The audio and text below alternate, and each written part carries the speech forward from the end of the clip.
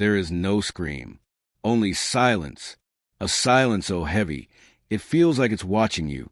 Two women lean over a man, their faces calm, their hands steady. And then the light cuts through the dark like a blade. This is Judith Beheading Holofernes, a painting so brutal, so perfect, that even 4 centuries later, it still feels alive. The artist, Artemisia Gentileschi, a woman painting a world that didn't believe women could create at all. When she was 17, she was attacked by her teacher. She took him to court, and Rome made her the scandal of the century. But she didn't break. She painted. And from that wound came this masterpiece, a moment of vengeance turned into eternal art. The light in this painting is surgical. Caravaggio's realism, but sharper. It doesn't glorify death, it studies it. The blood doesn't spray. It flows. Slow, inevitable like time. Judith's face is focused, not furious. Her expression isn't hatred, it's clarity. She knows exactly what she's doing. And that's what makes it terrifying. Judith is beautiful, but not in the way you expect. Her beauty isn't soft. It's cold, divine, weaponized. Her servant holds a man down. The white fabric glows like a halo. And for the first time in Baroque art, the power belongs to a woman. But Artemisia doesn't paint revenge for men. She paints justice for herself. Look closer. The light doesn't fall on the man. It falls on Judith. The blade gleams. Her arm stretches with strength.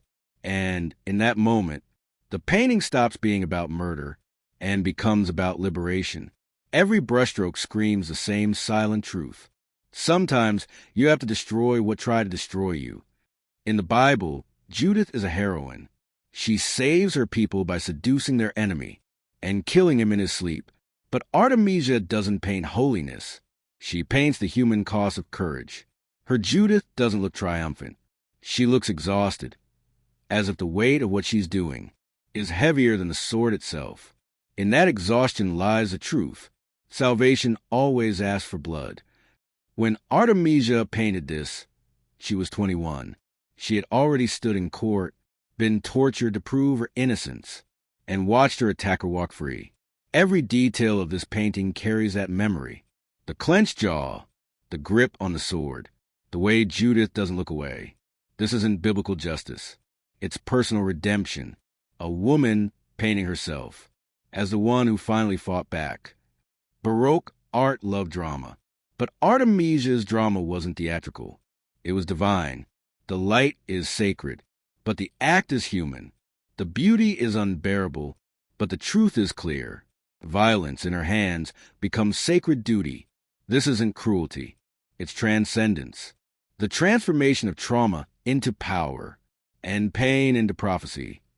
Most women in Baroque paintings are looked at. They exist to be seen, not to see. But Artemisia changes everything. Her Judith doesn't wait to be admired. She looks back. That gaze is not begging, not seductive. It's absolute, a declaration that she will not be framed, not even by history. For the first time, a woman in art is not an object. She is the author. Every religion promises justice after death, but Artemisia painted it in life. Her Judith is not a saint or a martyr. She is a prophet of strength through suffering. The sword becomes a cross. The act of killing, an act of faith. She doesn't pray. She acts. And through that action, she creates her own salvation. In her silence, there is more theology than 1,000 sermons. When Artemisia's paintings were finally shown beside the men who doubted her, critics didn't know what to do. Her light was too sharp. Her women, too alive. But history always catches up. Now her name burns brighter than theirs. She was not painting blood. She was painting rebirth. A woman, betrayed and silenced, who turned her pain into something divine, and in doing so, taught the world how to survive its own darkness. For centuries, her name was buried. Her painting hung in galleries under someone else's shadow. A masterpiece, signed in silence. But time has a way of remembering what men try to erase. When Artemisia was rediscovered, critics found not a victim, but a voice, one that painted what others fear to feel. And now, 400 years later, that voice is louder than ever. Today, her Judith is more than a biblical figure. She's a mirror for every woman who has been told to stay silent, for every artist who was told to paint smaller, for every soul that turned pain into creation. You can find her in films, in photography, in songs about vengeance and rebirth. Her face, calm, unflinching, still asks the same question. What will you do with your wound? Artemisia didn't paint to shock. She painted to survive. Her art wasn't rebellion. It was resurrection. Each stroke of the brush was a prayer.